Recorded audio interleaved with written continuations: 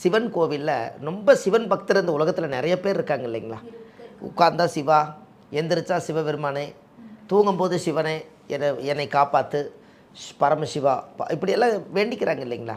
அப்போ நம்ம எல்லாமே ஒரு சிவன் பக்தர்களாக இந்த காலத்தில் வந்ததுக்கு இந்த காரணமே என்னென்னு கேட்டிங்கன்னா, அந்த சிவனை கும்பிடுவாங்க. ஆனால் அந்த சிவனை வந்து கோவிலே ஆதி காலத்தில் இல்லாத காலத்தில் அந்த சிவனை வந்து என்ன பண்ணுவாங்க அப்படின்னு கேட்டிங்கன்னா, நம்ம சிவனை கும்பிடணுங்கன்னா முடியாது அவங்களால. பிரதோஷமெல்லாம் வருது இல்லைங்களா? இந்த பிறருடைய தோஷத்தை நீக்கிறது தான் பிரதோஷம். இப்போ நம்ம தாத்தா, முப்பாட்டன், கொள்ளுப்பாட்டன் ஏதாவது ஒரு பாவங்கள் பண்ணியிருந்தா அந்த தோஷம் தானே பிறருடைய தோஷம். நம்ம தோஷம் இல்லையே, நாம் செய்த தோஷம் இது இல்லையல்ல.